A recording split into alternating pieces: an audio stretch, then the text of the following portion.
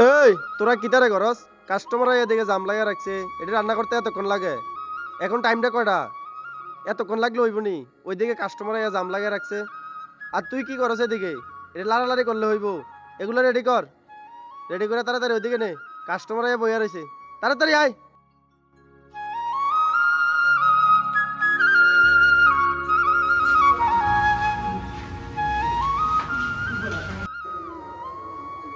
এই লাইনে চেক করো, লাইনে লাইনে।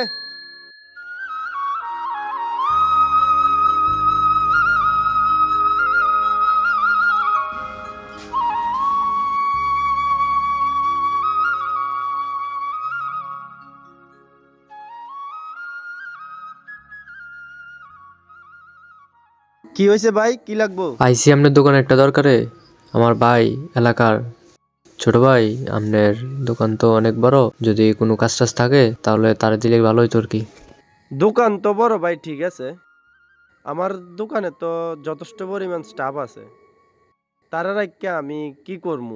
দেখেন না একটু ভাই, হের কেউ নাই, তারা যদি আপনি কাজে রাখেন তাহলে টাকা টুকা তো লাগতো না, শুধু খানা খরচটা চালাইলেই হইব। সুযোগ পেলে সুযোগ হাতছাড়া করতে নাই।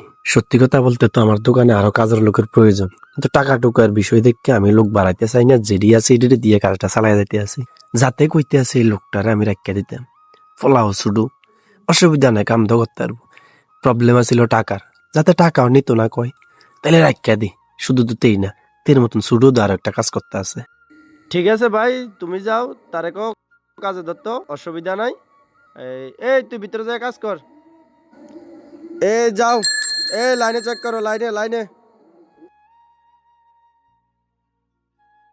এমন হাজারো গল্প আছে এই শহরে। কেউ পরিস্থিতির শিকার হবে বলে আমরা পরিস্থিতিকে তাদের উপর চাপিয়ে দেব, এটা মন্দ নয়। রেস্টুরেন্টের টেবিলে যে ছোট হাতগুলো প্লেট গ্লাস ধরেছে, তাদের জায়গা কাজের ভিড়ে নয়, বিদ্যালয়ে বইয়ের পাতায়। দরিদ্র হয়তো তাদের শৈশব কেড়ে নিয়েছে, কিন্তু আমরা তো সেই সমাজেরই অংশ। মুনাফার লোভে তাদের সোনালী শৈশবকে বলি না দেই। আমরা প্রত্যেকে এগিয়ে এলে প্রতিটি শিশু পাবে তার অধিকার, শিক্ষা ও সুরক্ষিত শৈশবের অধিকারী। আসুন আমরা ঐক্যবদ্ধ হই, শিশুদের কাজ নয়, শিক্ষা চাই।